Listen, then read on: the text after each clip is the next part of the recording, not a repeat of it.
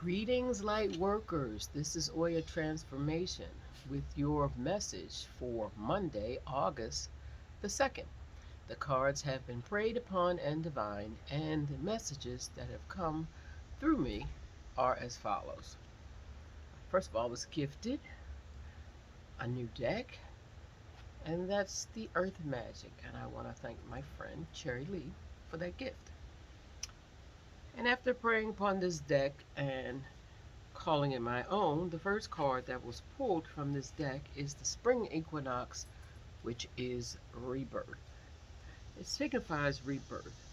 And the rebirth talks about remembering the cycles, and that as much as you may feel down some days or that things are not working out for you, that don't get stuck there, because everything is cyclical. Everything has its place, has its time, and time runs out. Even on a good feeling, there are times that run out so that you can have balance.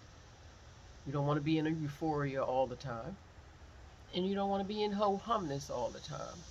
And it's a constant wave of ebb and flow that we live in, that we find our being in, that we need to manage and be okay with it.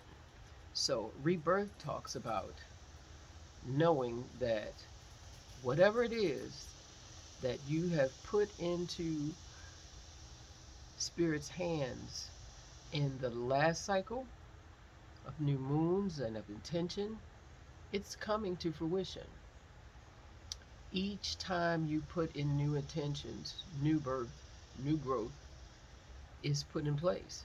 Now it's up to you as to whether or not you feed this new energy for this manifestation that you want to see in your life, or whether you continuously kill it by thoughts of lack and limitation. Now, the second card that supports this is from the Hoodoo Tarot deck, and that is John Horse. Now, a little history about John Horse. First of all, you can look at him on this card. See, he's a warrior. He's got a rifle in one hand, a knife in the other hand, a panther at his feet. He's a warrior. But if you look up at the top, his medicine man is jumping up and down and warning him, directing him, guiding him. And John Horse is here to remind us that now is the time. Whatever battles may come, whatever things you need to see come to fruition, it's time to put in the good work. Be prepared at your right side, be prepared at your left. But most importantly, take on good counsel. Be ready with both ears to hear just what's being told to you, because Spirit is always talking to us, and talking to us sometimes from some of the most unlikely places. But if we are open, we will hear the guidance that's being given to us daily, hourly, quarterly, minutely. It's always coming.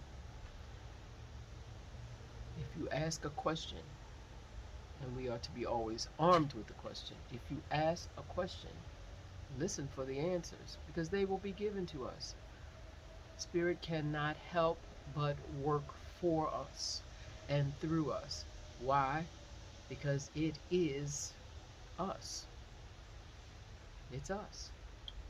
So, as you roll up your sleeves and begin to get into the new cycle of ebb and flow with a fierceness, remember, good counsel is never too late. It's never too late.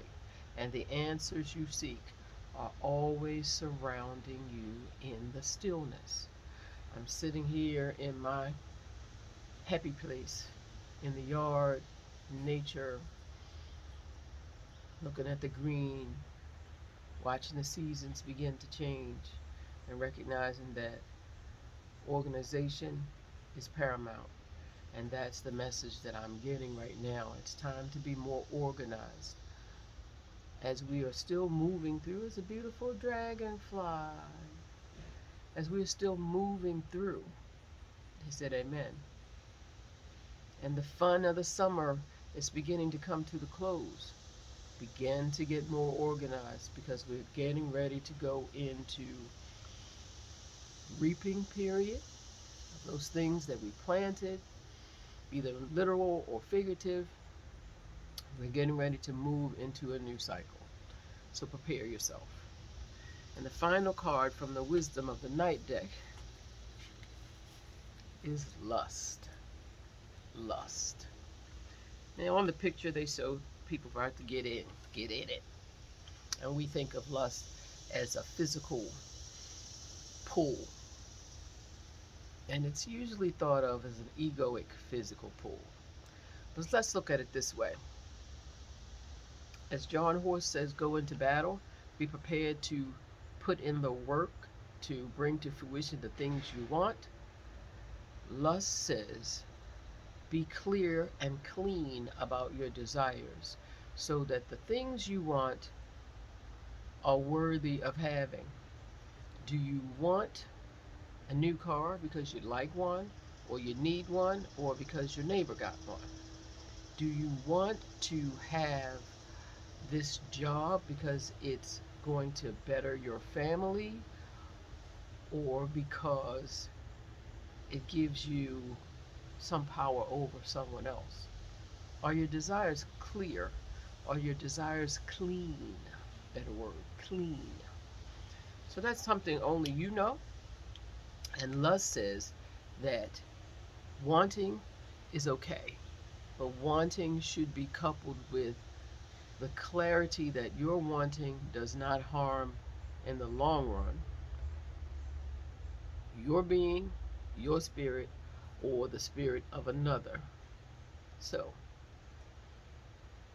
be it sexual on the lower plane, or be it just human desire on the human plane.